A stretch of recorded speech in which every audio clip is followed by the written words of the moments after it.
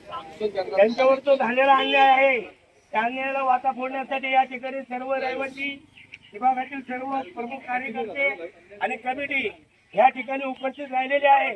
तरी या ठिकाणी या रहिवाशांना प्रतिष्ठित ट्रेडर यांनी जो त्रास दिलेला आहे, तो त्रास या ठिकाणचे रहिवासी शुभांगी ताई हे आपल्या समोर बोलत आहेत, तर तुम्ही ताई बोला की ह्या बिल्डरनी तुम्हाला काय काय त्रास दिलेला आहे। या एरियामध्ये आम्ही 60-70 वर्षापासून राहतो। आमचे काही आमचा विकास ज्यावेळी आम्हाला विकास करायचा आहे, आम्हाला विकासाला आमची नाहीये। प्रत्येक गोष्टी त्यांनी आमच्याशी मान्य केल्या आणि आता मान्य करून सुद्धा देत नाही। आम्ही काय आवाज मागणी मान्य नाही करून घेते ना। आमची घरं आहेत, आम्हाला आमच्या जागेवर आमची घरं द्या, ही सगळ्यात मोठी मागणी आमची। ही घरं आपले घर पात्र आहेत, त्यांनी अपात्र केलेली आमची घरं पूर्वी अनिर्मित होती, त्याच्यानंतर त्यांनी अपात्र केली, ती घरं पात्र झाली पाहिजे, त्याचा पाठपुरावा आम्ही केला।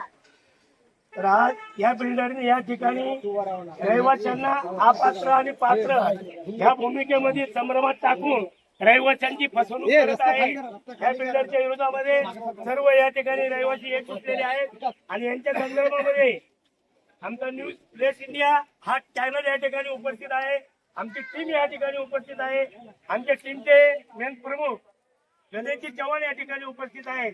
तर ताई तुम्हाला एक विचारत आहे की तुम्ही आज या ठिकाणी तुमच्या मुलांच्या शाळा परीक्षा चालू आहे, या संदर्भात बिल्डरला तुम्ही का रोखत नाही? आम्ही सर्व गोष्टी करून रोखले, प्रत्येक गोष्टीसाठी त्यांना रोखले, जबरदस्ती चालू आहे। तरी जबरदस्ती या ठिकाणचे रहिवासी बिल्डरची मोडीत काढीत आहे, असे या ठिकाणच्या रहिवाशांचं म्हणणं आहे। बोलत आहे काटेपाड्यातील जी घरं बंद आहेत त्या घरांना टाळा आहे, ती घरं या लोकांनी जबरदस्तीने तोडलेत।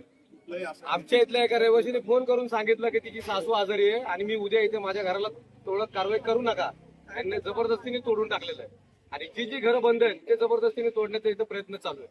इथे कोणी चेक घेतला नाही। काल एसआरएचे माणसं आमच्या एरियामध्ये फिरले, घरोघरी फिरले आणि त्यांना सांगितलं की तुमचं चेक घ्या, अग्रीमेंट घ्या आणि आम्हाला रेम्युलेशन करू द्या, पण आमच्या लोकांनी सर्रासपणे विरोध केलेला आहे।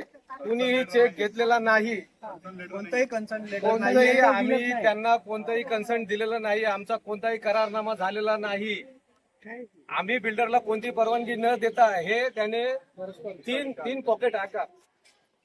एक मिनिट, या ठिकाणी या बिल्डरनी फसवणूक करून कुठल्याही गोष्टीचा निर्णय न घेता हा दंडीरपणा या ठिकाणी केलेला आहे आणि या संदर्भामध्ये या ठिकाणच्या रहिवाशावर जो करणारा अन्याय करणारा बिल्डर प्रतिष्ठित याला या ठिकाणची जनता धडाला शिकवल्याशिवाय राहणार नाही। आर्मीचा माणूस होता, त्याचा रूम बंद होता, पण तो आर्मी देशावरती काम करतोय, आपल्या देशाचं रक्षण करतोय आणि डोळ्यात तेल घालून रक्षण करतोय। त्याचे रूम तोडायला आले होते एसआरए वाले, यांना लाज वाटली पाहिजे। या ठिकाणी ज्या देशाची सेवा करणारा सैनिक रात्रंदिवस डोळ्यामध्ये तेल घालून त्या ठिकाणी तो देशाचे रक्षण करतोय आणि अशा माणसाचं रूम तोडण्यासाठी ते लोक या ठिकाणी आलेले आहेत। तर ह्या बिल्डरची या ठिकाणी मनमानी चाललेली आहे।